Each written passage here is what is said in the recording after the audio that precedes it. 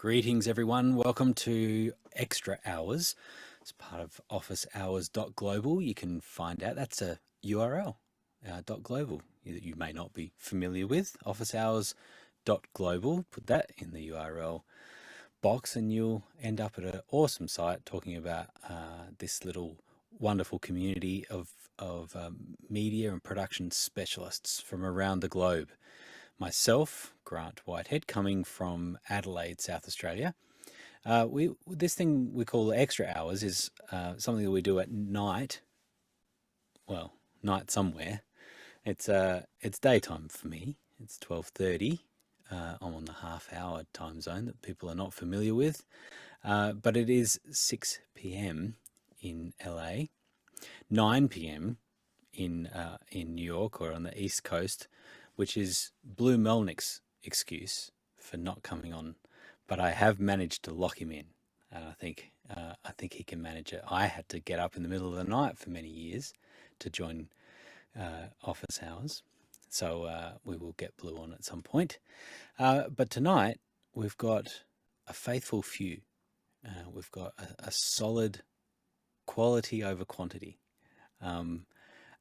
It's been about 100 degrees Fahrenheit here today in Adelaide, South Australia. A little different to what it is in Seattle, Washington. Guy, the temperature there at the moment? Yeah, it's about 28 degrees. A little cold. Just got through getting my winter tires put on and balanced because I might drive down to California. So I wanted to make sure that they were survivable through those passes and arrive safely. But yeah, so you got your summer tires on. I got my winter tires on. That's right. I don't have winter tires. We don't need them here. We just have tires. They're totally fine. John, it's a thing here. John, and now for an extra special weather report from John Wallace. What have we got in your neck of the woods? It'll be -20 tomorrow. So I never thought I would think there would be 120-degree difference between me and a friend I'm talking to, but here we are. They canceled the kids' school for the next 2 days because of it. Where are you at again? Detroit. Yeah. Okay. Yeah. So Michigan. Wow. Okay. Yeah. And I think we'll be like a natural -5, and then the wind chill will get us down to -20. And so then you snow as well. It's ice. What is? No, it's what dry. If there is any moisture, it just freezes immediately. Okay. Do you know, people talk about Australia as there's always some animal or insect or something that's trying to kill you. Something about your country, people, is that your weather is trying to kill you. Yeah, we don't have animals. We just have weather. You just got the atmosphere. Alex, weather report from Marin County. It's cold. It's chilly at night and warm during the day. So that we're pretty moderate. Like in the same as like the winter in Australia. Like we get down to if it gets down to 40 degrees Fahrenheit, which I don't know exactly where that I want to say 12 or 13 or whatever. I think that's about right. So that's pretty close. But if we get down to 40, I start worrying about the lemons. The lemon's going to freeze because I have a lemon tree. So I make a lot I use them. And so I'm like, oh no, do I have to collect a bunch of lemons? But outside of that, that's all I think about if it gets cold is what's going to happen to my lemons. And then it's right now it's getting up into the low 60s. And then when it starts, as it's been in the low 60s, but it's now starting to get into the mid 60s. And then I have to start paying attention to my pool again because these are the first world problems that we have here in California, is that I have to worry about putting a lot of chlorine back in because I've been ignoring my pool because it didn't matter because it was really cold. Now it's not cold anymore. So those are the things. These are the trials and tribulations. Exactly. Guy, have you ever had a pool in Seattle that you could ice skate Not in Seattle. When I lived in Hollywood, I had a pool that was pretty sweet with a nice view there, sunset. It's pretty cool. Very good. Well, that's been this week in weather. Thank you for joining New us. show. New show. It's my green screen, so I can just point to the weather. We know that graphics. we've hit a certain age when we can talk about weather for some time. that Yeah. it's an interesting topic. We do have some questions that have come in, and we would ask people. You can jump into Meccana. We've got the separate link there for Extra Hours Meccana for those that are familiar in the Office Hours community.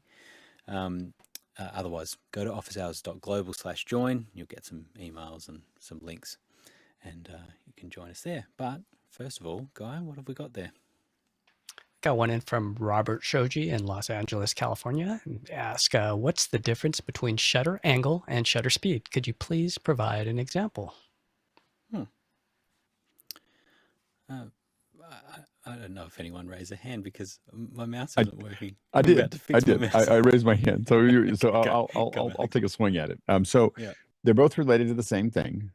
Shutter angle is 0 to 360, or technically 1 to 360, I think, or I guess 0 to 360. So it's how many degrees of angle. So basically, how much of that frame is the shutter open? It's kind of an odd number because it doesn't really exist anymore. There's no shutter in the same mechanical shutter the way we used to have it, but it is a measure of time. Now, shutter angle is related to the shutter speed in the sense that the angle stays the same between generally between frame rates. So if you say usually you leave it, the general thing that people do is they leave it at 180 degrees, which means that the speed is generally twice whatever the frame rate is, because it's half.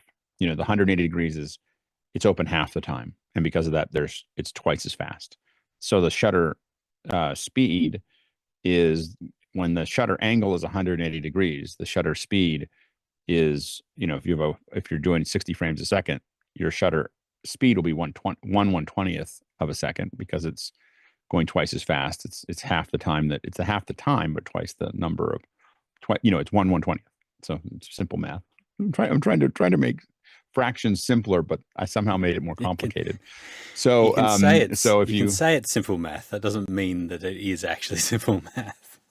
if you have 1/60th and 1/2 and you multiply it, you end up with 1/120. So there you go. So anyway, so so basically, so that's the normal thing. What's normally there is 180 degrees, and that normally is what the speed will be is twice the speed of your frame rate, and it kind of stays constant, and that's the motion. And what it affects is your motion blur. So how much motion blur do you have? Now, when you watch Saving Private Ryan, you'll notice that looked more framey. Maybe you didn't notice, but if you look at it now that I told you, look at it, it will look more framey, because they shot it all at 1/90th of a second. Or they shot it at 90 at a 90 degree angle. So the shutter angle was 90 degrees because that's what they did in World War II. So the war footage shot in World War II was a 90 degree angle. It makes it more robust. It makes it easier to run in a lot of dirt and stuff like that back then, when they had the film cameras and everything else. So that they shot all of Saving Private Ryan that way to give you that feel of that. I don't know if they shot the whole thing that way, but they definitely shot the battle sequences that way. And then when I work at 120 degree frames a second, don't do 180. I do 360. And I do it for a couple reasons. One is 1/140th of a second means I got a lot of light that I got to manage. It's very difficult to do that, to properly expose it. Number two, if I want to go down to 24, so the reason I like to shoot at 120 on some of the live stuff that I'm working on right now is that you have you're capturing 120, or potentially even streaming at 120. That's what I'm kind of playing with. And then you can also stream at 1/60th. And if you shot at a 360 degrees for 120, it's actually 180 degrees for 60. So it's still the same motion blur that you would normally expect at 60. And if you take that 120 frame per second file later, you can use a blending system, there's a bunch of them, that Real Motion Blur by I can't think of the name right now, but you can go down to 24 frames a second if someone really wants the slow frame rate.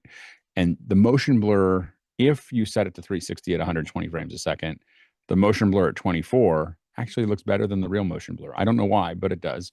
If you don't set it to 360, it's got some weird banding on it. So those are the kind of, but to get back to it, shutter angle and shutter speed are very much related, but the angle is going to be driven, the speed is driven by the angle as it relates to the frame rate, if that makes sense. Well, thank you for giving it's constantly changing, because if it's 180 degrees, now you could set your shutter speed, do a hard set of this is the shutter speed and keep on changing your frame rate, but then things are going to get in and out of the blur will get smaller or larger. If you do a fixed shutter speed, then and this changes all, film is completely like when you take stills, you're changing that shutter speed all the time because of light and blur and everything else. Thank you for giving a Carl answer to that question. Sorry. That clear was as good. mud. No, it's okay. You just didn't go into the history. You didn't get that's the only difference. We didn't get the history of where it came from. And or who, the mechanics. and who, there wasn't a 3D model. invented There it. wasn't a 3D model that Carl put together while we were talking in the beginning, and animated it and put it into Keynote, and had heads up. He's amazing when he puts that when he does it. Like, he comes up with all these Keynote docs of the thing, and you're like, whoa! Like, he only had like 15 seconds to do that. Like, we were talking about something else and he did it. It's amazing. I think he did every day straight for like 6 months and ended up getting very sick in the process. But we did enjoy it for that 6 months. Yeah. It was pretty amazing. Yeah. Next question. What do we got, Guy?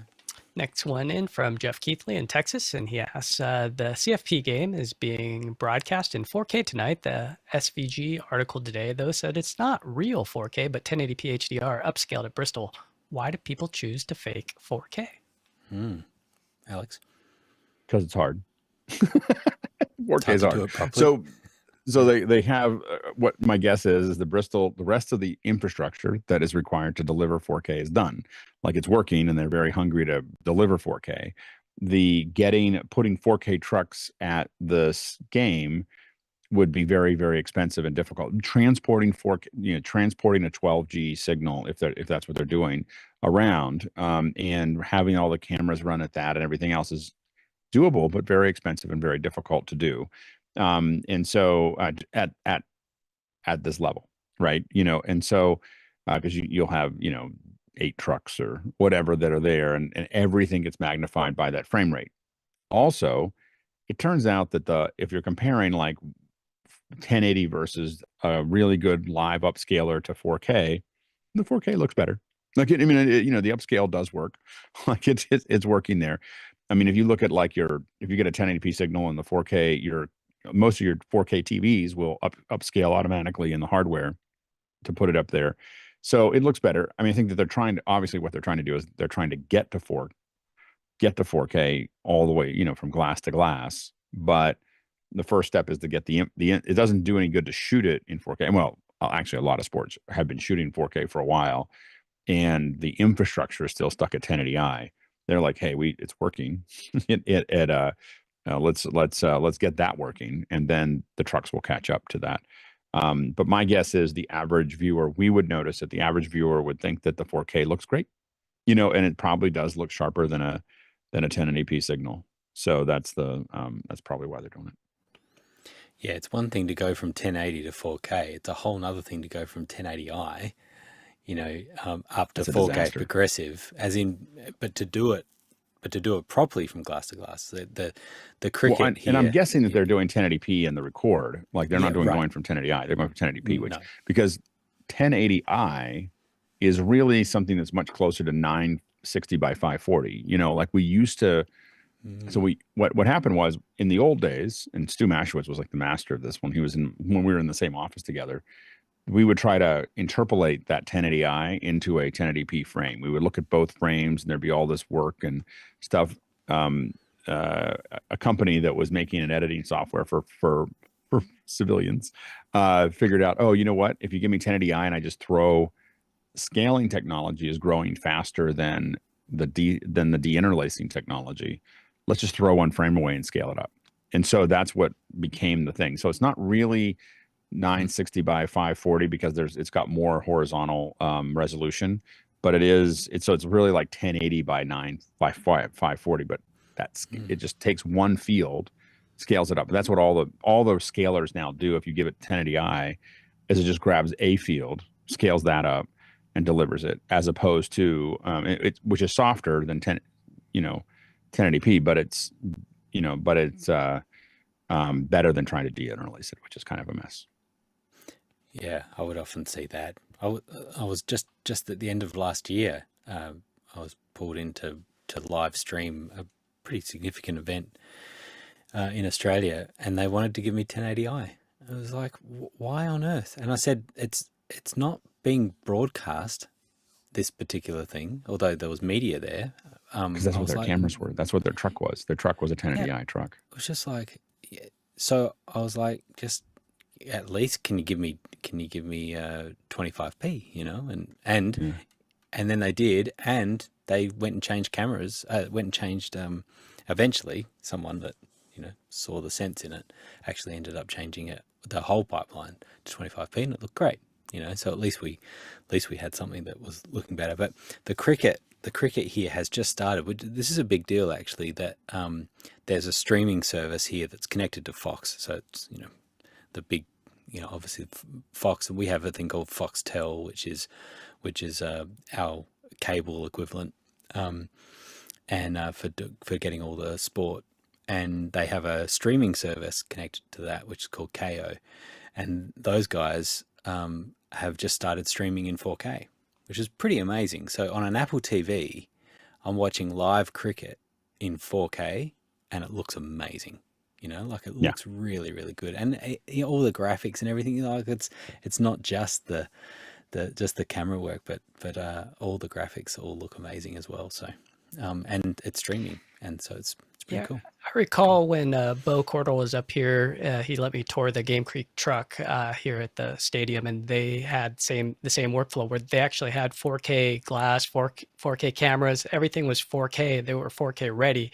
But he had mentioned when I got to the color correction shading stations that they cared more about the transformation of the 10-bit color, and they wanted to concentrate on better. They can produce a better 1080p 10-bit output than they could just going sheer pixels. So meaning the majority of the users, after they surveyed them, said that we care more about color than resolution. So to get more accurate, jerseys and all of that with less breakup was more important. So I don't know what the end-to-end transmission, the glass-to-glass and total pipeline was, but the way it was explained to me was that they had to smash it down, and so they had a choice, and color was way more apparent as what for quality on sports. And if I was gonna choose, for all the footage I've seen so far, if I was choosing between resolution, I'd rather have color and frame rate.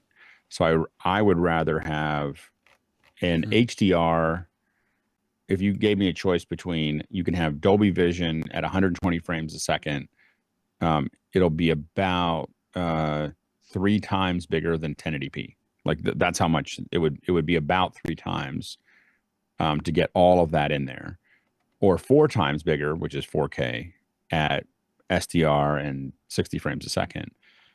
I would 100% take the HDR 120 frames a second. It would be magical. Like I'd much rather them go towards it. The problem is that there's almost no cameras right now that do. They were trying to get that ready for Japan. There's almost no cameras or systems that are able to handle 120 frames a second. Yeah, that's what I was going to mention about going to 4K with the cricket, is all those EVSs that have to be 4K, and then the super Slowmo EVS. So you think about the data that's going in, and some of those are 240 frames a second to be able to then bring that down. So often what was happening with those is that they could take essentially 4 feeds from the camera to be able to get the super slow. It was just the way that it worked into the EVS so that they could do a super slow-mo, which is really important because in cricket, they go to the third umpire, which is video playback, and it happens all the times. And it is an interesting game from that point of view, as far as what they use for doing video review, and it happens every game now. It's pretty amazing. There was a significant event. I was just going to cut away from questions for a moment. Significant event today that we were looking at the sort of production aspects of it. Ladies and gentlemen, performing America the Beautiful, please welcome the Armed Forces Chorus and Carrie Underwood. We're gonna watch it in all its glory.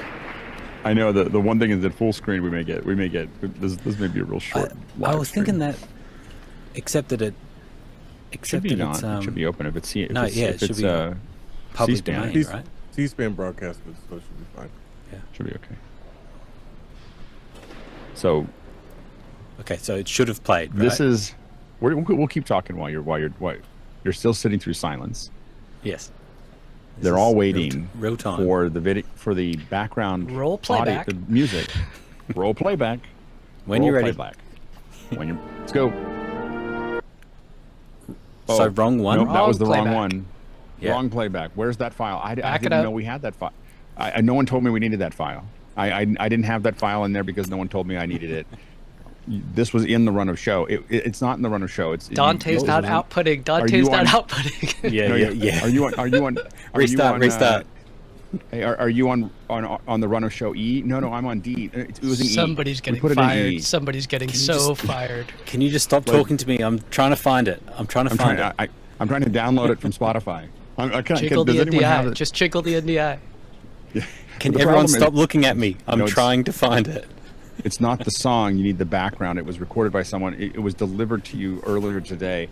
I didn't see it. In my email? This is what's Email going on. it to me. Untitled 002 final. Did you put it in the frame folder? Did you put it in the frame folder? No, I put it in Dropbox. I can't. It's I don't on even know where Dropbox. Dropbox. No, I can't. Dropbox. It's on the Google Drive. It's downloading now. Google Drive. Google Drive. I can see it here. It's on Google Drive. Look at this. Is all the stuff. I guarantee Put it in This is something eternity. like this is going on in the background. This is so long. Back it up. So long. I feel so sorry for the operators. I feel so bad for the operator here and the team because they'll never work in the. Oh, ask her if she can just sing it. So that's cool. And then she crushed it. Yeah. This is the way it should have sounded. And then everyone's singing with her. So it's like one of the best moments of the show after 2 minutes of the most painful part of the show. Yeah. Yeah, I mean that's what's amazing is Solidarity. that if the artist is talented and can sing in tone in the pitch, it's an amazing thing, and she just nailed it. And the only unfortunate thing there is that they didn't get to that decision faster. Like it was, and it's hard. Right. When people say what happened, you're like, well, there's a whole bunch of people that have to agree on something. So 2 minutes is a fast turn, but I'd love to know if it was if she just did that off her own back, or there's another angle in ears. There's another angle where she leans forward and she goes, I can just sing it. Like she, like there's some point where there's someone shot it with their phone. It's floating around where you see her look forward and she goes, I'll just sing it. Like, I'll just sing this. And then that's when they handed it off to her. Like, but she was just trying, so she was putting the fire out, but, and it would have been hard to sell someone on a run of show if she's going to do it a cappella and she's going to get everyone to sing with her. Yeah. But man, it went well, but that's so brutal like that. And we talk about this, that a live stream going bad is like cutting your arm off with a butter knife. Like it is just so painful, like that time. And if you're listening to this show and you really want to feel it, just go back and grab that video. We talked over it, so we made it a little bit more palatable. Go back and watch that. I forced myself to. I didn't watch it live. I was busy doing other things, but Fenwick sent it to me later saying, you got to see this, and so I watched it, but I forced myself to just turn it on and watch it and feel the pain, like just let the pain roll over you of just as a live person, like how bad that is. It's just so like there's so many people watching. I mean, it's millions and millions of people watching just silence. There's very few times, like the one that I would say is near it is or over it is when the Super Bowl lost half the power into New Orleans. Super Bowl, Right. you know, like they lost power for 20 minutes. You know, like that was worse. But this one was pretty Yeah. Do you pretty know? intense. I reckon this feels worse for those operators, though, right? Yeah. Like, and Yeah. the person that was responsible, you know, whether Is it was there. an A2 or something, or like a content person or someone who's on playback, and whatever's gone wrong, and literally most of the world is looking at them. That's what Yeah. it would feel like. It's just like you've got one And job. and in their you defense, I think, can't you know, do it. moving the venue from outside to inside, they Yeah. spent months working on the outside venue and then moved it to the inside venue. I do That's agree with that, but arguably the control, you know, is the same. You know, playback is the same. You know, like It's just that there's you less know, rehearsal. So the issue is that they sure, would have moved it in that's the fair. last couple days, and you're getting there's just less of a rhythm that you would have had you been there. You know, because it would have been a slow landing, and suddenly it wasn't. There's a whole bunch of stuff moved. You got to rerun all the cables. You got to, you know, reload in. You got to do all the things that are there. You know, that it's not in the same place. So it's not like and you know, this gets the argument for Remy. Instead of this had been but the problem is if you've got people in the room and out of the room. And so but you know, because when you have a central, you know, anyway, so I think that there was a lot of moving parts there. And it probably meant that there was much less rehearsal and much less cue to cue than there would have been if they had stayed in the same space. And this is what happens when you don't have cue to cue. like this is what, you know, especially when you don't have cue to cue with talent. Like talent says they don't need to be there. You're like, it would help.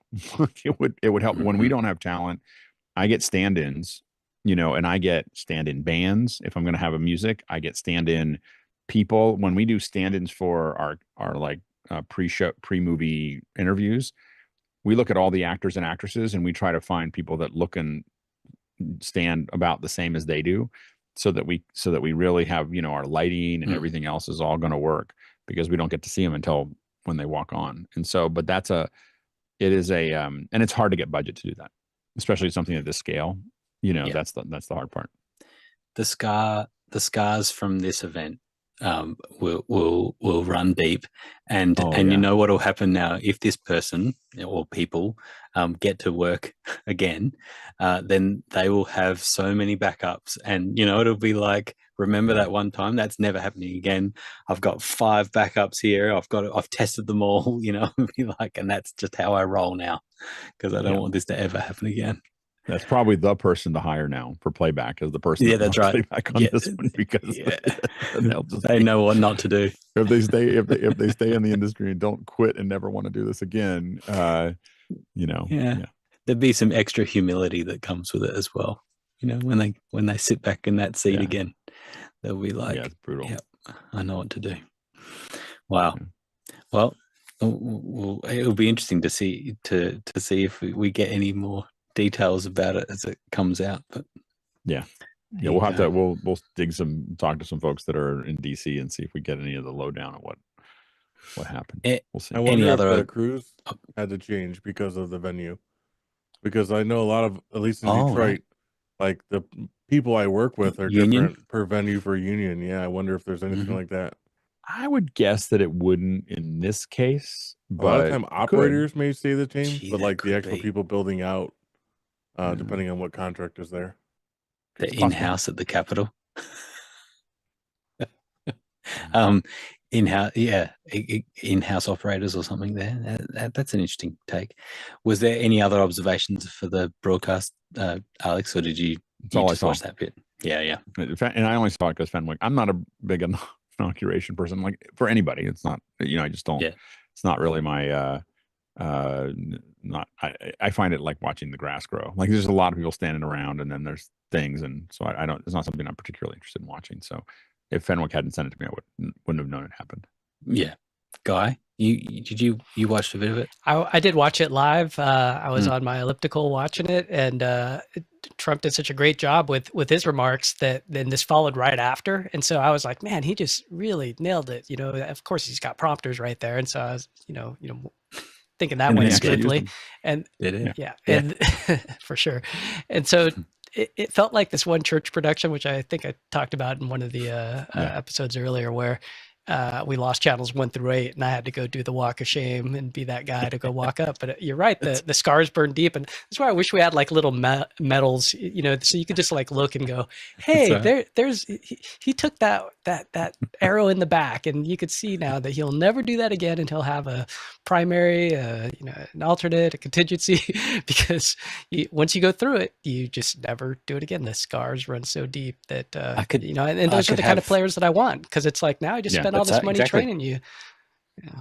I could have a power badge, you know, where I lost power in my studio for that event. Oh yeah, the power badge, the power one, and then you could get like an audio badge for messing up audio. And the one that really pays up. We were at the Excel Theater. I don't think I've told this story to Grant. Do you remember the Excel story? It's a news story. Round the campfire, a news story that breaking news. Gather around. Let me tell you. So we have lots of UPSs, and we plug everything in, and we test, and we'll take everything and pull it out of the walls, and you'll hear them all beeping, and we look at all our monitors and look at everything, make sure no one accidentally plugged into a house power or something directly. Anyway, so we're in the Excel Center in London, and you know, it's an event, and it's big. It's 2,000 or 3,000 people in the round doing this event, everything else. And the power goes out. They underestimated the power. There was another event going on that had some other things or whatever. And the power goes out. Literally all 3,000 people just go into the dark, or mostly into the dark. It wasn't like all the lights. There was a couple lights open, but mostly into the dark. The entire back of house goes dark, except for our little island. Our little island, and all you can hear is our little beep, beep, beep, beep, beep, beep, beep.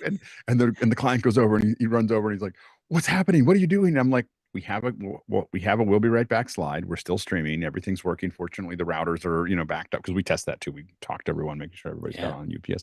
And I said, so we'll still stream to the internet. And when everyone's ready to come back up, we'll just take the slide away and we'll go back to what we were doing. And he's like, that's why we hired you. You know, like and that was like, and man, that bought me years of production. Like that when something goes wrong, you're just kind of sitting there dry, you know, like, and everything else is all rained over. But it's a good feeling when it happens. Not for you, I mean, not for them, but it's a good feeling that it's worth all the trouble that you put into it, you know. And it really is. I mean, the thing that we tell clients all the time, and we always say it somewhere, is failure is the most expensive part of production. Like, and if you can cut a couple corners here, but if you cut too deep and it doesn't work, it won't matter.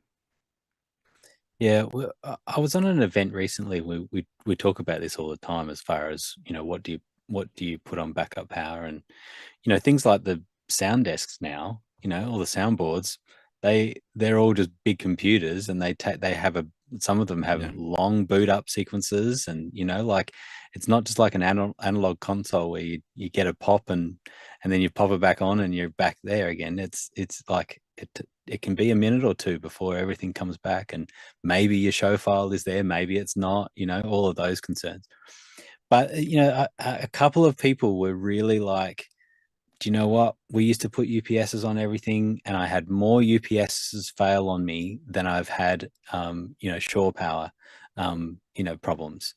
And when we're in these convention centers and things like that, we've now just we've just had UPSs, you know, cause more problems. And I'm kind of on the fence about that, because I've had UPS, you know, problems as well. But guess why? You know, guess why I have so many UPSs? If it's an important event, I get new ones. Buy a new one. like brand new ones. And then I run them for a couple days, sometimes a couple weeks, to make sure that there's nothing that surprises me about a new UPS. But usually they're fresh batteries with fresh units that came out of plastic. It's for most of for our larger kits, we don't do that. But for our fly kits, a lot of them aren't that expensive compared to the cost of the job. Like, you know, so when you look at the cost of what we're charging for the job, spending an extra $1,000 or $500 on new UPSs, which we then use for lots of other shows. It's not like that's the only time we ever use them, but we get new things. Same thing with like SSDs for most of the major events. When we were getting SSDs for our hyperdecks, they're brand new, like, and that's part of the budget, you know, and everything's brand new. Can I tell you that story, Grant, of the time that we're shadow cutting here in Seattle, your show, and all of a sudden you lost power? So I'm in the green room with all the stakeholders, and I'm shadow cutting Grant's show. He's using Black Magic hardware. All of a sudden, Grant's whole team's gone. like out of Zoom, the whole green room, the whole team's gone.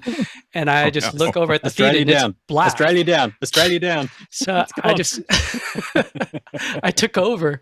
So I just managed that. We still had comms though, because they had cellular for comms on Unity. And so I just took it from there. And thankfully it was like the last 15 minutes of the show and I had everything in a run of show and was able to save it. But man, that was my arm hairs just stood up on end. It was just like, let's go. You got 450 people watching. Let's ride this thing out. But they didn't really notice. There was a little bit of a glitch, but it wasn't still, too bad. It wasn't too bad. It wasn't too bad. And we carried on with that client for months and months after that. We did.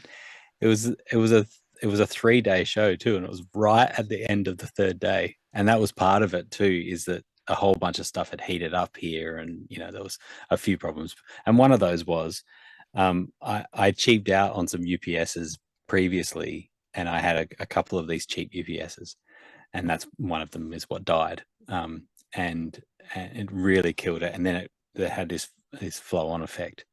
1F Jeff saying UPSs belong on everything. And the thing. The thing that I heard recently is that on a show that I was doing some live streaming on, and they were talking about their previous show where they had all these UPSs on everything. They had one down at the stage, and there was for particularly for stage boxes for audio and things like that. And so the teleprompter person comes in and has one of those prompters that rises and falls. The screens go up and down.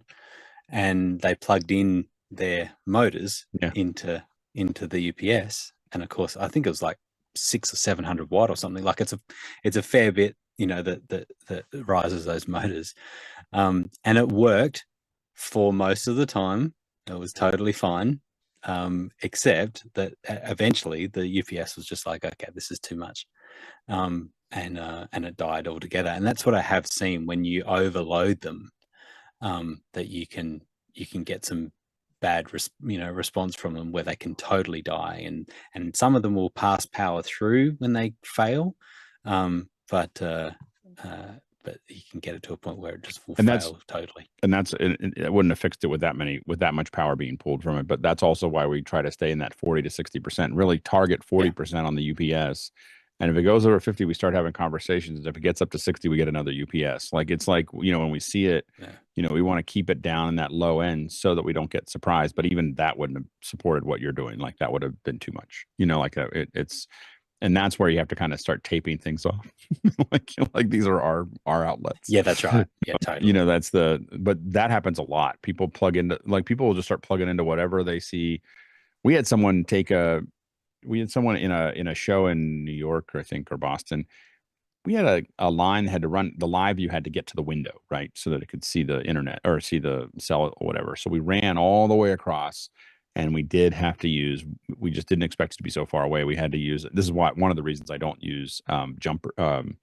I don't couple 2 SDI cables together. It was because we had like this a barrel joiner or something. So we had it there. Some dude undid that and plugged it into the monitor, into a monitor from the live view. He plugged the live view end in and it didn't work because there's no signal.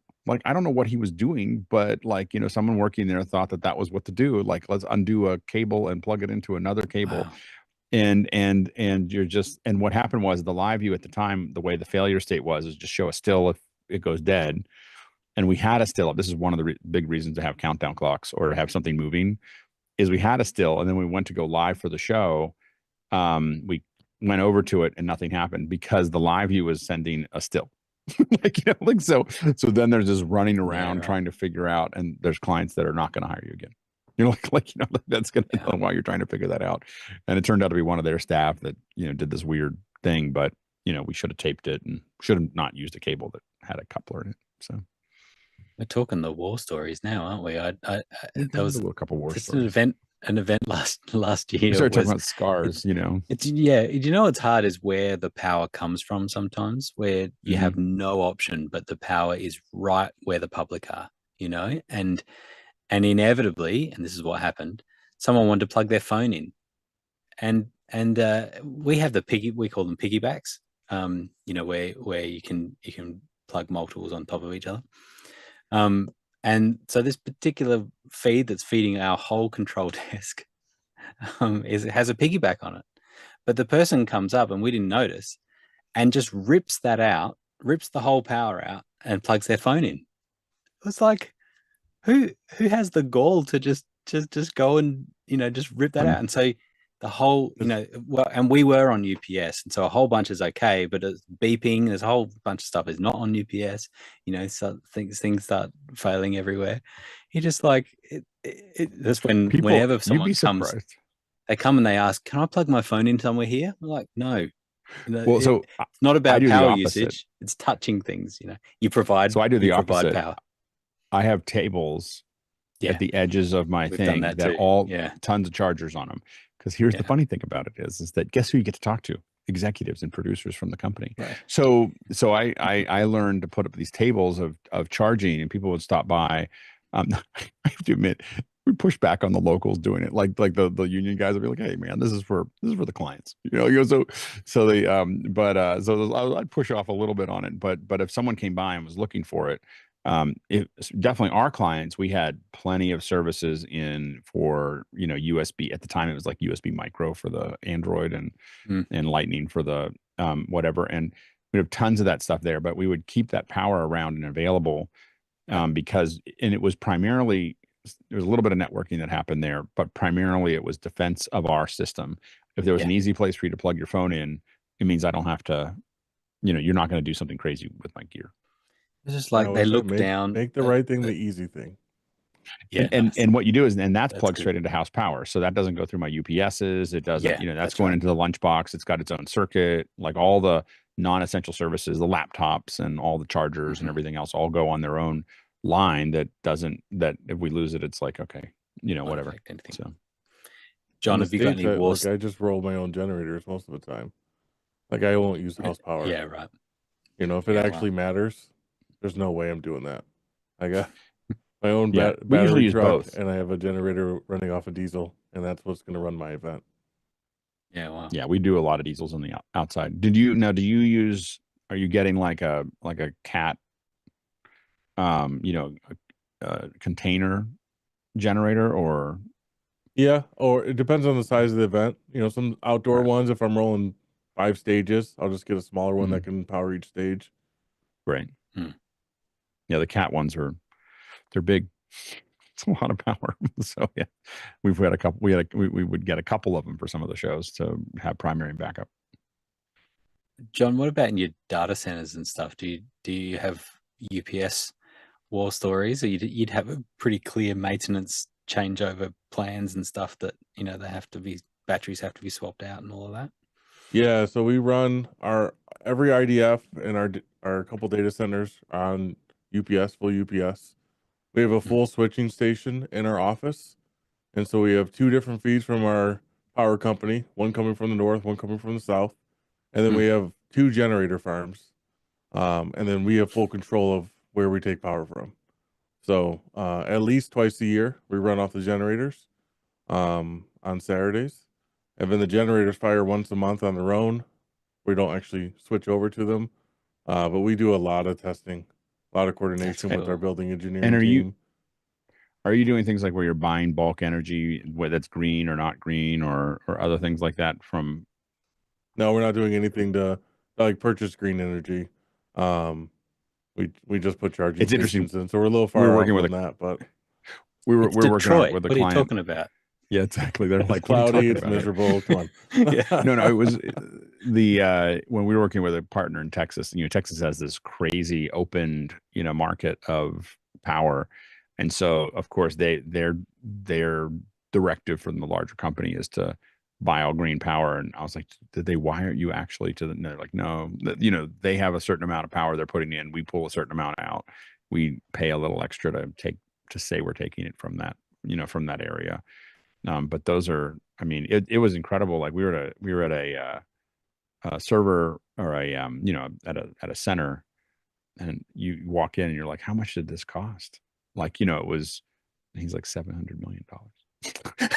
it's just one factor. It's like $100 million just for this one, and it's an incredible infrastructure. Yeah, it's And once you I think start people like don't pulling get the fuses scale. out that are the size of my leg, that's when Yeah.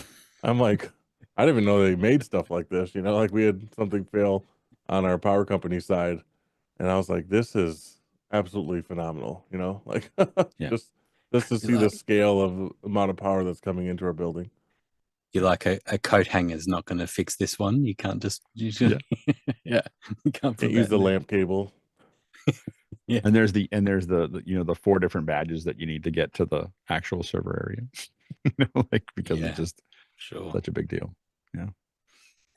Cool. What's the next question, guy? Another one in from Robert Shoji in Los Angeles, and he asks, please discuss SD cards versus CF Express Type A with regards to reliability, speed, capacity, and price. Alex? CF will be more reliable, faster, higher capacity, and more expensive. There it is. That's the answer. You said reliability, so they're better in all ways except for price. John? I will say this: it's cheaper to buy an Atomos recorder and an M.2 drive than it is going to be buying a bunch of compact flash. Yeah. Yeah. Yeah. There are a few different, it's the same. We were talking about hyperdecks we've spoken about a bit lately. And I mean, all that software has been updated now that you can plug USB drives into them. And you can, and also the network, recording off to a NAS and things as well on the hyperdecks. So you can bypass the SD cards. However, having said that, I've had no problems with the SD cards, and the reason that we continue to use them on these larger like conference shows is that we have redundant hyperdecks, and so Right. the other thing that I do too is that we do all the transferring over the network. So from a physical point of view of the SD cards going in and out, in and out, in and out, they're not. They just stay in there, and then over the network, and it's fast enough to be able to drag off, particularly when it's 264 recordings. And I just drag them off over the network, and you can actually do it while it's recording. It's not recommended, but it is possible. I have done it in a pinch where it's recording to the same SD drive and SD card, and I'm pulling off the files that were previously there. So it's possible. And there's a nice thing too on the hyperdecks is that there's an extra file that is created when it's recording. And so even on the network drive, when you're looking at it across the network, you can see this extra temporary file there. You know that it's still recording. And so I could look across multiple network drives. As soon as that temporary file disappears, I know that they've stopped recording, and I can now drag the files off. So anyway, you're not asking about hyperdecks or recording, you were talking about SD cards, but that's my experience, that I do use SD cards and have not had any, touch wood, have not had any And by the problems way, I wasn't recommending against it. I use a lot of SD cards. I'm just giving you I was just saying this is the difference. I don't use CF cards much anymore because they're too expensive for the amount, especially if I'm recording anything long. So I'm trying to record straight to drive. I do non-essential things recording to SD cards. I record to hyperdecks with SSDs for anything that matters, and usually there's still some level of redundancy. Usually we're trying to record at the camera, and at the other end of we take it out of the router, record the ISOs there, record one program, one clean, at least sometimes 2 programs in one clean, plus all the cameras is usually our deliverable. Nice. Next question. Next one's in from Craig Kadoki in Toronto, Canada, and he asks, watching a docudrama on the History Channel last week, I noticed some of the images were marked with, quote, digital image, unquote, denoting an AI-created image or short video. Do we expect more shows to do this? Alex? Oh, yeah. We do. We expect to see a lot more of it. I mean, some of it is really, you should watch the historical, there's a whole bunch of channels on YouTube that are taking pictures and paintings from 500 years ago and fleshing them out and having the person kind of talk and move around. And it's a little eerie and a little weird, but it's going to get a lot better. And the ability to visualize, they're not telling you this is the truth. They're not telling you this is the news, but they're taking something that they're taking oftentimes photographs and using AI to bring them up and make them much more real. And I just find it to be absolutely fascinating to watch, especially stuff that is taking old photos from, that there, but sometimes other things and letting you kind of walk around in it and feel it. And I will say, even the ones where they take the portraits and update them, I find it to be very impactful, and I think it's totally worth doing. And I think that, as we get better at, there's a new one that I'm starting to experiment with called Showrunner, which is you give it storyboards and things and tell it what you want. You can give it characters and start telling what the character should do. And it has, and so there's a lot of the stuff coming where you're going to be able to do chicken. We're a year, when I say a year, usually when I say something's going to happen in a year, it's really going to happen in 5 years or 10 years, because my version of like how close I think it is. But in AI, it seems to be going twice as fast as my vision. Like I go, this is going to happen in a year, and 6 months later, it's happening. But I think that you're going to see this thing where you can do chicken scratches of storyboards and have it and you have characters that are set. So you say, this is Aaron, this is Susie, and you just have something where it's reaching around. You describe what it is, and you get it. And that's probably. I don't think that that's replacing Hollywood. I do think that is. I don't think because it's hard for humans to be compelling, let alone AI try to be compelling. But for storyboards, for pre-visualization, for pitches, for putting together a trailer to sell something, I think that it's pretty impressive. They had we were talking about a little before the show, Paul Schrader, and he's was talking about, he's the writer for the Taxi Driver, first reformed director, and he was playing. He just said I'll read what he said. He goes, this is not visual, but this is a writer talking about it. And he jumped into ChatGPT and he said, I'm stunned. Schrader wrote. He goes, this is from Variety magazine. He goes, I just asked ChatGPT for an idea for a Paul Schrader film, then Paul Thomas Anderson, then Quentin Tarantino, then Harmony Korine, then Ingmar Bergman, then Rosaline Lang, Scorsese, Murnau, Capra, Ford, Spielberg, Lynch. Every idea ChatGPT came up with in a few seconds was good and original and fleshed out. Why would writers sit around months searching for a good idea when AI can provide one in seconds? He's gotten a lot of pushback for saying that. But that's a writer saying that. And what I will say is that AI is going to continue to be able to allow us to conceptualize things. And I think if you're an educator, if you're a creator trying to pitch something, I think that, there's a lot of possibility. I don't think that it'll give us Silo or Severance.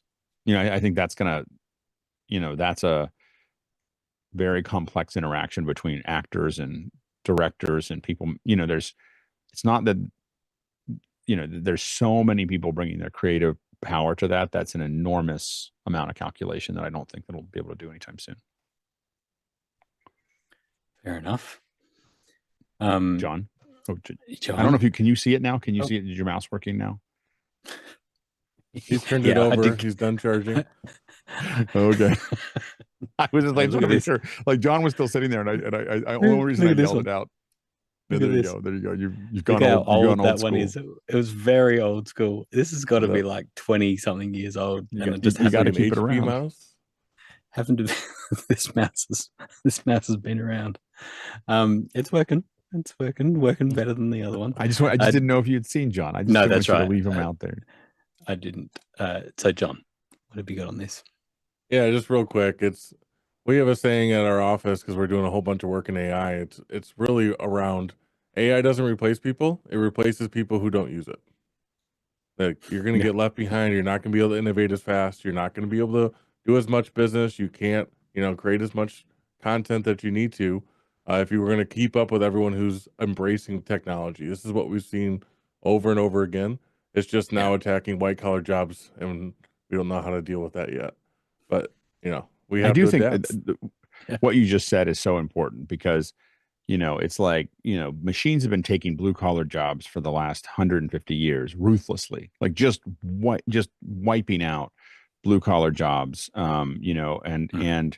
And it's been like, well, that's just technology, and that's just progress, and that's what we say. And then as soon as it's white collar jobs, it's like, clutch the pearls. Like, oh my gosh, like, how can we let this happen? We can't let this happen. But it really has been that way. And I think that I think that this is where the machine is now doing these things. And I was talking to someone last night, I realized how many places that I'm using AI, that I'm using ChatGPT for general Q&A. Like, that's kind of my, like, I don't understand this, or how do I do this? I'm learning Airtable right now. And so I have Airtable open, and I'll go, how do I do this? And how do I do this? And how do I do this? And then I go back and do it. And then I'm playing with Claude Sonnet to do programming. So in Swift, like, you give it all the files and you tell it what you want. And so far I haven't built apps that I would release, but I build apps that I can use, and then I'm using obviously Midjourney and Runway, and I just realized it's like all day, there's all this stuff flowing around, and I would say to people who haven't played with AI that it's not like I decided to use all of these at one time. It's just that I'm slowly picking out the ones that work. And then you just find yourself using them. If you lean into them, you're just using them all the time, and not like they're taking over anything. They're just making everything, as John said, everything's a lot faster. I just get to the bottom of things really quickly. Yeah, there seems to be, for me, it sort of is it's speeding me up to get to the next thing that I'm trying to achieve is so much faster for me now. Yeah. What I think is different, and what you were talking about there, Alex, like doing some chicken scratch, and then it creates a video out of it with with real faces. That's where it's like, it hasn't just sped up the process of you creating a storyboard, like it's then automated a couple of extra steps and got you even further down the road. I think that's where it gets really exciting, because, and it's exciting and scary at the same time, right? Because at the moment I do a bunch of web development stuff, and so for event websites and reports and things like that, and at the moment I'm finding myself really spending good time on the prompt. Like yesterday, I would have spent a half an hour writing out a prompt, because what it was saying, I want you to connect these 6 MySQL databases, and then I want it to export into Excel, and I want it to pull all of these and auto-generate however many columns it needs, and then, times 10, right? It took me half an hour to create the prompt, and it took me 5 minutes to cut and paste the code that was there, and it works amazingly. It's all about getting that prompt right. And to your point, like, one of the things that I found with Xcode, I had been, I programmed heavily when I was a kid, and then stopped, and IDEs just never really sunk in for me. And I always think, well, I'll get around to it. But there's always like, what buttons do I push and how do I do it? And what I found is when I started using first ChatGPT to do the programming, the part of like that's really slow, it's really hard to do all the typing and then have trouble doing the exports. But when the typing takes 15 seconds and it says cut and paste this in and do this thing and do this thing, and then you keep on asking, like, I don't see where that button is, and before I knew it, I have an app like that's sitting on my desktop. And I suddenly learned more about Xcode in 2 hours than I had learned in a decade, because all the other services that it does happen really quickly, and all together it's kind of like instead of watching a TV show every week, you're watching it every night. And like, and everything's just happening really quickly because it's all there. And that's what I now think that if you want to learn how to code, have the AI code first, and then you'll reach the edge of where it's not very good, and then you have to start learning how to do it. But you'll know all the other things, and you'll know how to spec it and think about it, and so on and so forth. But then you go on Fiverr and pay a guy $15 and he'll make it better for you. That's right. Yeah. Some guy in Bulgaria, the programmers in Bulgaria are really good, and so you just get just hire or what was it, TopTal, TopTal is the one you want to go to those guys. It'll be a little more expensive than Fiverr, but those guys are hand them this is what I did, this is my MVP, now make it an app. Yeah. Our first developer for Obvio, which was 4.5 years ago, from Bulgaria, still with us. Told And you. we've been Told you there. and we've been through like 20 other developers since then, trying to build out the team. And we've had all sorts of weird problems too, where you get, clearly this is not the same person that we were dealing with before, and all that sort of stuff happens. So often. Some of our I was best just gonna, programmers have come out of Bulgaria, and I don't know why, but yeah, Bulgaria is like wow, a hub for amazing. great programmers. Yeah. I was just going to say too, there was a show that I was at where they had a keynote come in and gave a presentation with a whole bunch of slides, and they just had AI written in the corner of any of the slides that were AI generated. And the impact of when you see you normally see death by PowerPoint, it's all day, it's all just terrible, and then someone comes in, does it properly, and that's what it was like. And it was just they probably had like 15 slides in the whole talk, and everyone was like dramatically increased the impact of what they were talking about. And most of the pictures were AI generated, and they really worked. Like, it worked really well. But the denoting it, I think is a good thing. And the thing is it's so, like, especially presentations, it, like, AI is, Midjourney is so powerful. And I keep on thinking that eventually Apple Intelligence will get into Keynote or whatever. And it's already, I think it's, but the Midjourney is so powerful because what you can do is you can build a series of elements that you want to have pop in at the right angle with all in the same creative feel, which you could never find if you went to Shutterstock or to iStock Photo or whatever. You couldn't find all those photos to do it. So you need to, and so you just say, I want to have this, and then this, and then this, and this. And it's just, it takes a little bit, but I mean, it's like in the amount of time it would have taken you to go try to find the images, you now have images, except that they all work together to tell the story that you're trying to tell. It's amazing. Alex, have you looked at Adobe InDesign recently with when you draw a little box of where you want to put an image and it asks you, do you want me to go ahead and generate an image for you? Have you seen that? I haven't played it. Wow. I haven't played with it. I use Photoshop's infill all the time. Like Photoshop's, this all is of its different. This is grabbing stock image, just like Midjourney or something. It's making it right inside of Adobe InDesign. That's interesting. So if you're used to drawing a box, cool. If you're doing like a brochure or something and having to go look up an image or go buy some stock, it's just boom, right there. It just starts giving you examples, and then you can refine it right there inside of the app. It's better than Keynote in a lot of ways now because it's right there. You're not moving anything else. It's right there. Yeah. The I've been resistant to. I have a subscription to Photoshop, with Adobe. You haven't got the suite. I don't have. I kind of stopped doing all the other ones. I was just like, I don't use them often enough. Like InDesign, I wouldn't need InDesign. Like I do. But I'm very happy with Pages, except for now. I don't. Now you made me wish that I had. Now I might do InDesign because there's a trial version. It's 7-day trial.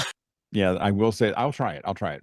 I will say that why I have Photoshop is now because of the generative AI. Like, there's very little that I couldn't do in Affinity Photo or whatever on a daily basis, but the generative AI, being able to just go, like, I'll select something, and like people, like when I do, I've had a couple where you're trying to build a thumbnail, and the person sends you something that's a vertical shot of them, and you just select the other part and hit go, and it just goes, I'm just going to fill that in with something that looks normal.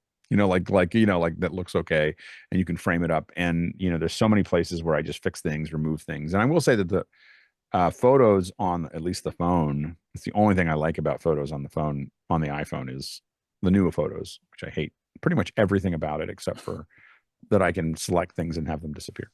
you just push on, you open up a photo and you just push on something and it selects and it just disappears. That part I like. Everything else that I don't like. How much time did you lose watching all of those? What's that guy's name? Fresh Cuppa. Remember those the videos of the movies that are converted to portrait? Oh my gosh, I lost so much time. You sent me that? Oh yeah, I sent you that. Yeah. So this guy used AI, Fresh Cuppa, in TikTok.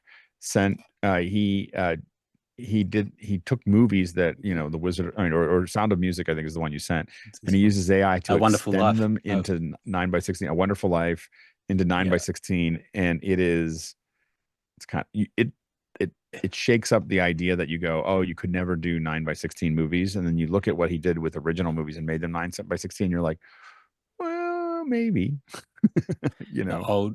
the old ones are just so cool, right? Like, Yeah. you look at these where look at those wine bottles. Like that right in the foreground was not in it. It's like Yeah. the ceiling, things like that, but it works. Yeah. Big ceiling, and it's not a it's a wide angle that that is choosing as well, which I really like. It gives this all this extra space, gives me a new interest in portrait. All right, next question. Okay, Ben Bedward in New Glarus, Wisconsin asks, what are some ways to get 3 SDI camera feeds into a Mac Mini, and how would the setup be different or similar to a PC laptop? Guy? Yeah, I have this same setup on my Mac Mini, and I'm using this Sonnet Express SE1, and inside of that I have one of these Blackmagic design quad cards, and that does 8, and you'll just need some cables that'll do these mini DIN to SDI. Another way to go at it is the IO 4K Plus. So on a PC laptop, you're going to need one with Thunderbolt. If you don't have a PC laptop with Thunderbolt, you could go NDI, and you can go with like converters for $549 and just get 3 of those and convert the SDI to NDI. There's also a big bad boy now that's like 6-in-1. It's this big old $7,200 rack mount, and AJ and Viz make one called the Tetra. On the cheapest route, there is one called the Zowie Tech I have the HDMI version. There's now an SDI version, $209, but this is NDI HX3. It's not full fat NDI like the Bird Dog or the Science Image would be. So if you want to do it super cheap, this is one way to go, is 3 of those for $209 a piece, and that'll get you there. John? Yeah. One suggestion. I use a Razer box. I was able to get it for like $50 on our local Craigslist. It's just a Thunderbolt, a PCIe with it's meant for like laptop gaming. So it was a really cheap way to get into it and start experimenting. When I first built my first Zoom ISO rig, I was just looking for parts I could find locally and pretty cheap, and I was able to get that. So look around for any sort of PCIe to Thunderbolt case, and you may find a really good deal. The Sonnet stuff is great. That's what is on the office hours rack. It's the actual rack mount versions of it. So you have Mac Mini fits in, or the Mac Studio. I got 2 of those as well. So those work really, really well. They're stable, but the Razer stuff has been rock solid for me, so I've been really happy with that. And Ben was just asking that too. What would be different or similar to a PC laptop? And Guy, you mentioned about Thunderbolt. Yeah, so I have a new HP laptop, an Omen, brand new, and it does not have Thunderbolt, whereas my older Razer, it does. So I've hooked up my Sonnet to this Razer.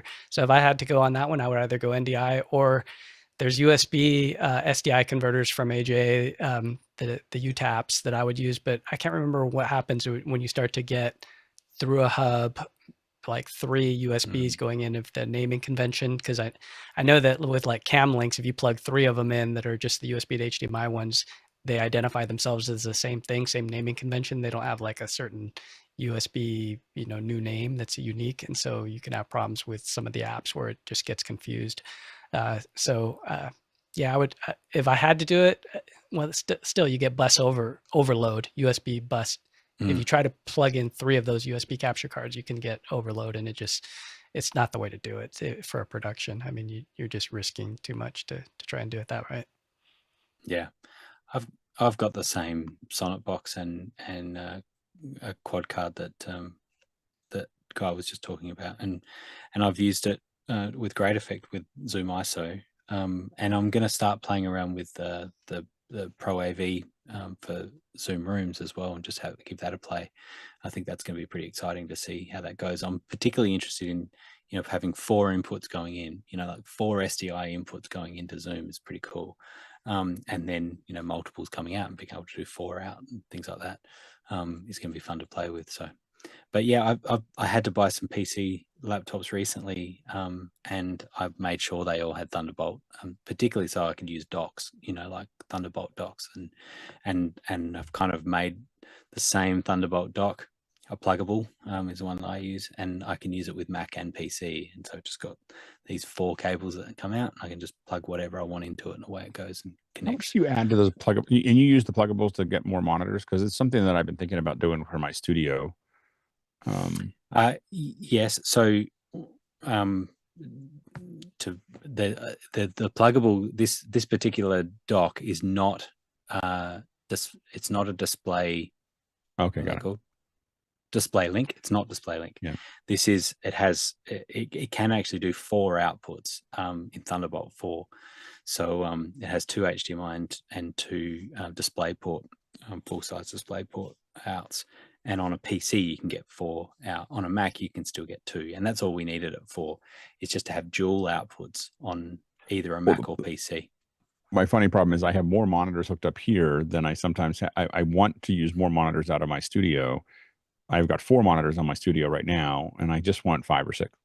And I figured I could double up on 2 of them to have them there, because a lot of them aren't doing high performance. I just need one more, I have another monitor over here that I use in different configurations with my Mac Minis. But I'm kind of like, oh, it'd be nice to be able to have that tied in. So the new pluggable dock, it looks really nice. Yeah, I think it has 3 HDMI outs out of 1. right. That's nice. Yeah. USB-C port, and then additional ports on top of that. That's Yeah, great. there's a few different ones, and we tested that one, and it has 2.5 gig Ethernet on this one as well, which was really nice. So it just meant that anything we plug in, and then we do another dongle off the back of that hub to do Dante audio off of it. And so now, we that seems like a lot to me. That would scare me. Well, we're running all these shows, and it works great. Right. And the thing was too, we spent, whatever it was, 400 Australian to buy each one of the Apple Thunderbolt 10-foot cables. So we're just like, we're going to do this properly. We're going to buy 4 of these. And so now we've just got these 10-foot cables that come from under the desk, and then we've got 4 laptops, and 4 of them all are doing dual out. They've all got, that's power as well that's going to them, the dual Ethernet, and any of our other like DSAN controls and all that sort of stuff is all just done through the hub. It works great. Single cable. Touch wood.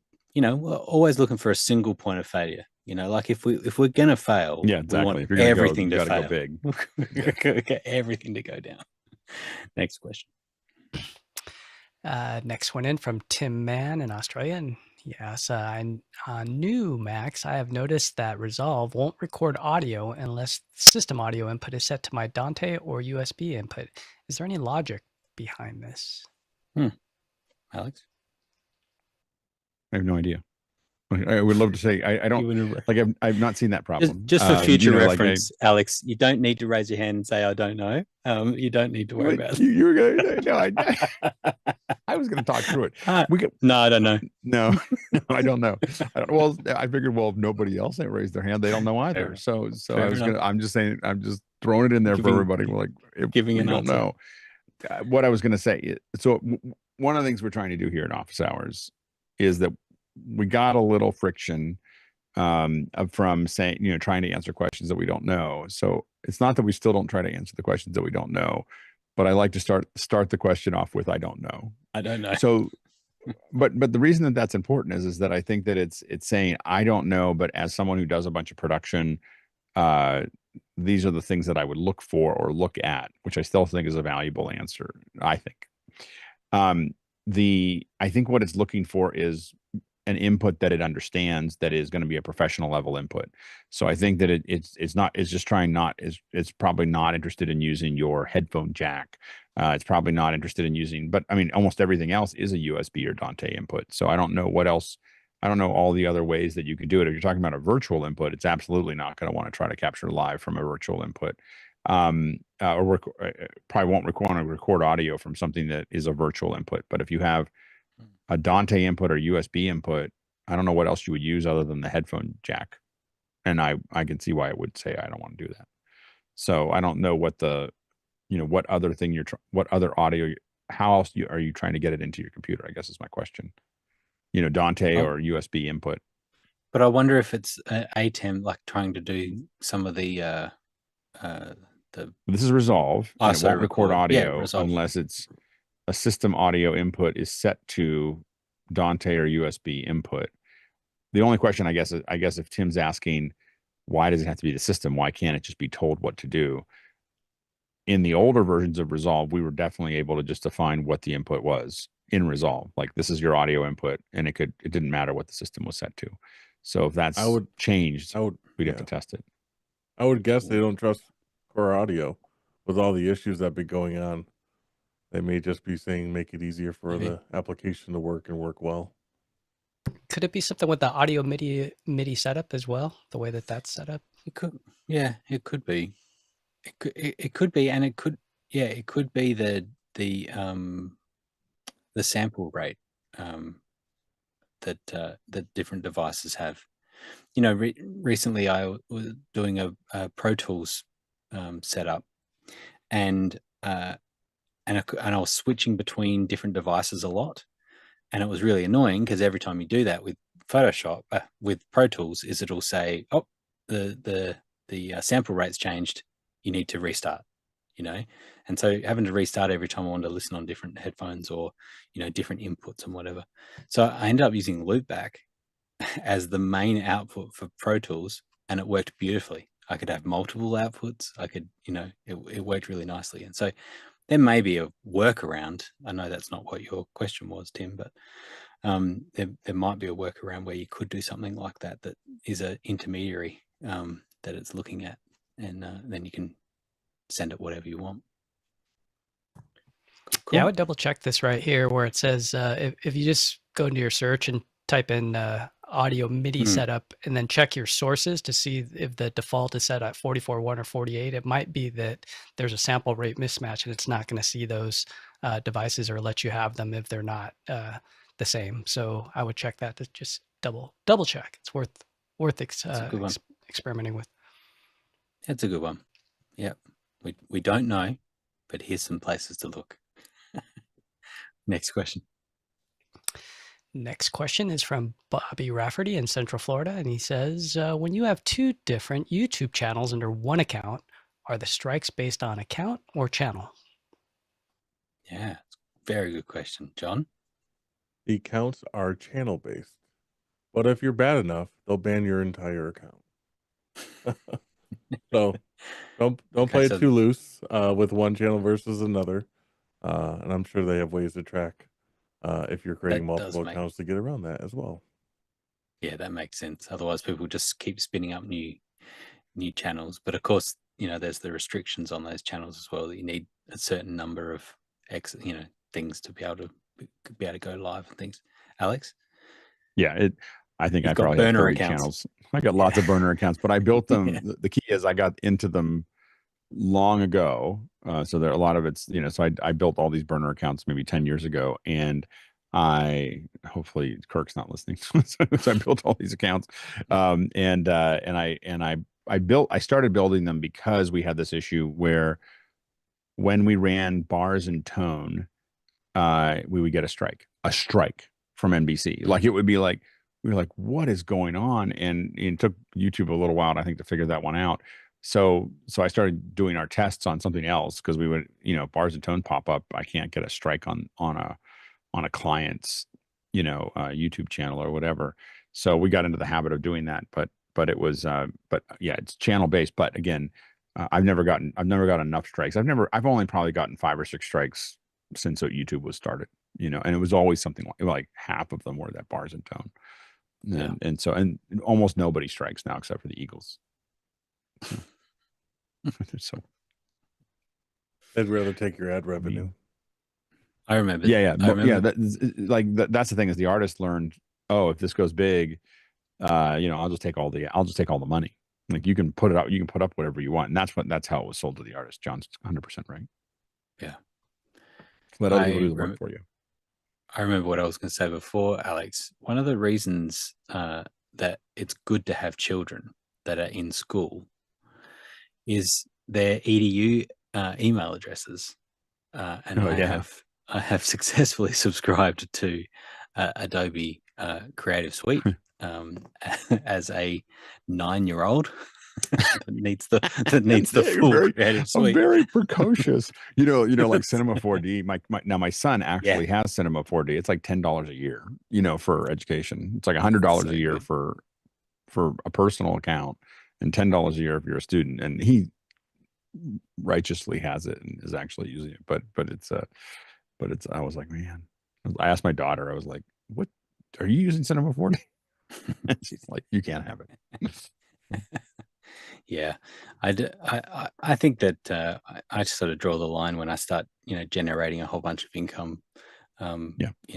from projects that they're paid for properly. But when Yep. I'm messing around and learning something or whatever, I'm quite happy. That was the whole idea behind the 3D toolkit, is that we gave you Electric Image, but it was an older version of Electric Image and it wasn't licensed to do professional Right. work. And my whole thing was, and that was kind of the beginning of a lot of the changes that happened in the 3D industry and kind of tripled. Like I was selling people on the idea of subscription in 2000, and then the companies that I was selling it to were eaten up by Autodesk and Adobe.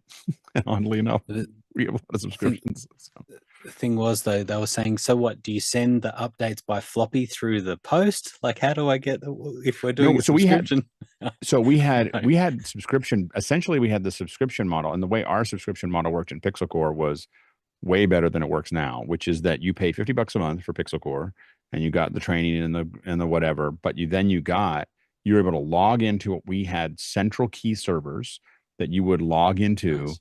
And you got Softimage and Silhouette and all the Adobe suite, the all the RealViz tools, so all and Cinema 4D, and so you got all, it's like, I don't know, a lot. It was like $30,000 worth of software that you're paying $50 a month, and people, so a lot of people just joined Pixel Core and stayed in Pixel Core because they're getting access to all of it. It was $50 a month for, and we made it clear you're not licensed to use this professionally. And I think, and so they weren't licensed to do that, but it really gave them an opportunity to all work together and learn it without having to come up with the money to do it. But that was before any of the subscriptions existed. We just persuaded them to do this weird key server thing. Yeah, fair enough. All right, content recommendations. Guy, have you got something there? What have you got?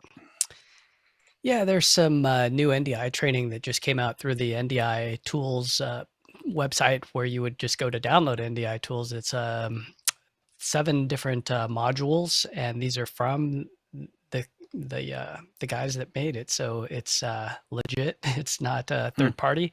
So it starts off with explaining AV over IP. It goes into NDI versus SDI, why choose NDI. So really comprehensive courses. I've only gone through the first 3, so I'm on number 4. And at the end, there's a little quiz for each one. But this is something you can put on your LinkedIn once you're done, and you get your certification. So I'll put a link to it in the chat, and you guys can take a look at it and go through it if you want. But really good resource.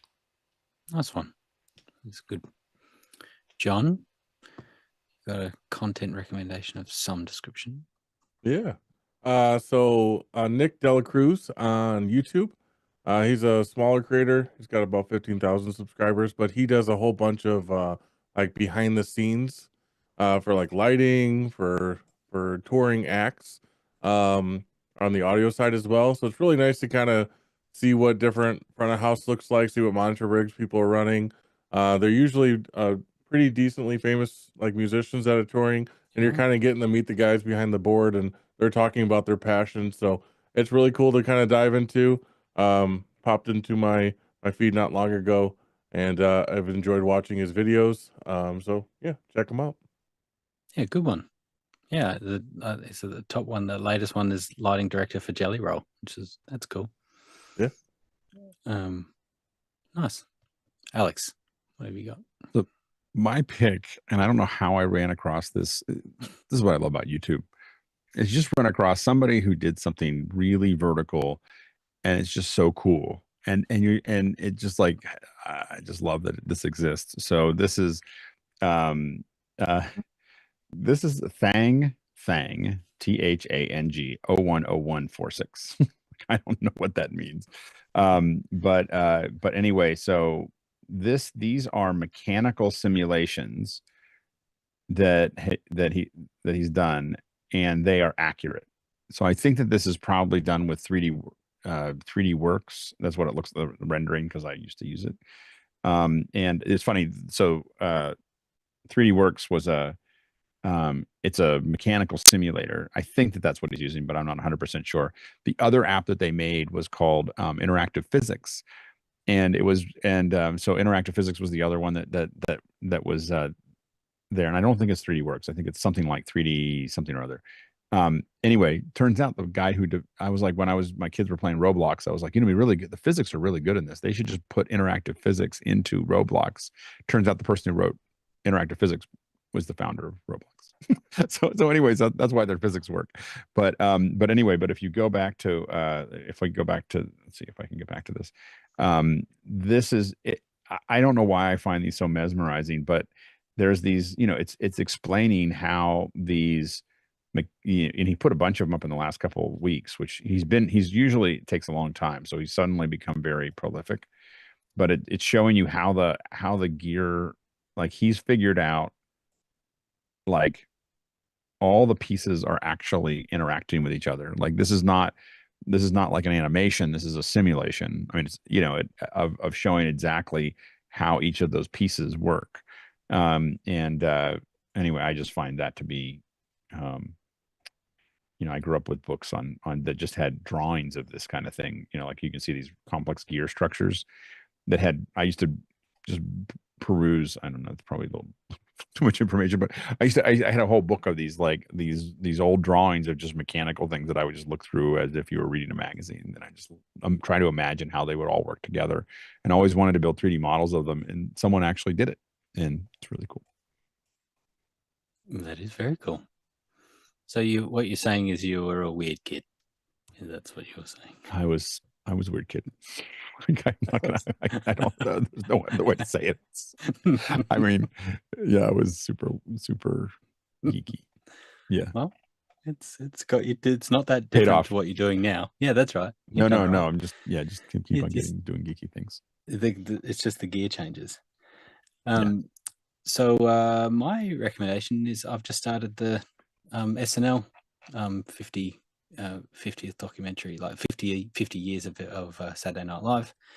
And they've got a few, so it's pretty cool. I just watched the first episode, and it was just about their auditions, their 5 minutes of auditions. This is kind of amazing. What's really funny for me is I watch SNL every week now, like when it's on, and I really enjoy it. But I actually in 2002, I think it was, my first trip to America, I went and I toured the studio and had never seen the show. And that's funny. It's one of my favorite shows now. But yet I had never seen the show, and so I'm like, oh yeah, this is kind of cool, walking also on the stage and like walking all around it. I probably, the Today Show set at that stage was probably more interesting to me than SNL, and now it would be the opposite. So, the Dave Chappelle Open. I don't know if you saw it I saw it Sunday morning. I don't seen it yet. Yeah. It is gold. And it's so I can't believe they broadcasted that on TV. Like, I broadcasted him being who he was on TV. Dave Chappelle's one of my it's funny. I have the two either ends of the spectrum, which I love Nate Bargatze. I love Dave Chappelle, and so there's no overlap. Exactly. I thought the same thing, because I think Chris Rock was on a few weeks ago or something, and I was thinking the same thing with this Open, where I was like, wow, like him censoring himself is very impressive. Like being able to talk and do a stand-up set, a clean stand-up set that you would never normally do, and I'm sure it was the same with. Well, I don't know. Dave didn't censor himself very much. Like it was. I was couldn't believe that was on broadcast. But there were a couple moments where I was like, oh, that might be too far. But that's what you can't watch Dave Chappelle and not think that some of the stuff's too far. But some of it was was really, and he ended it very well. That's all I'll say. It was a good ending, not funny even. Yeah, Just right. really straight up. He does that. He does this weird thing where he wanders around and tells you all these stories for Saturday Night Live, and then always the last 30 seconds is always something pretty serious, you know, Some and wise, like, yeah, some wise words. yeah. There's I have noticed in late night, you know, all the late night shows, how much beeping goes on now, like bleeping, you know, words. And I was like, what's amazing? I was thinking back in the day that just would not have been okay, right? Like even just to bleep words out, that still wouldn't have been okay. Whereas now it's just like there's nothing left to the imagination when, you know, when they're saying it. It has changed a lot. Anyway, on that happy note of talking about being old and all this cursing on TV now. Back in my day, everybody was proper.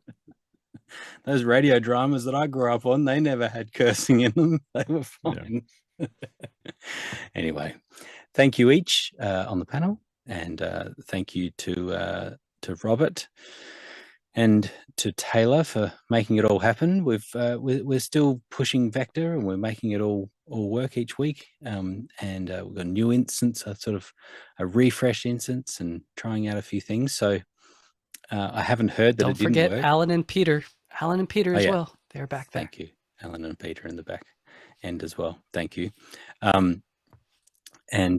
Yes, it seems to have all worked well. We're going to keep pushing, and we'll get 4K working again soon, and we'll play around with that and start pushing the boundaries on what we can do. And meanwhile, we just sit here and chat through some of the questions. We didn't get to all of them. If your question didn't get answered tonight, then you just need to grab it, copy it. It'll be back in your notes, but grab it, and you'll need to jump back into the office hours version of Makana. Or just wait till next week if you want to listen to us talk. Well, that's true. And just push it back into next week. But to your point, Alex, like why would you do something just weekly when you could do it every day? You could do it 7 times better. Right? I love that we do it every day. I'm proud that we do it every day. I would never recommend it to anyone else. Like, you know, like it's something that I think we're the only ones in the world that do it every day. But we're on our closing in on 5 years fast. It's nuts. It's pretty cool. We've met some very cool people. I know my life is significantly better because of all these great people that I've met. So I'm happy. And 100%. So's my work. You know, work's way better. So thanks, everyone. Bye-bye.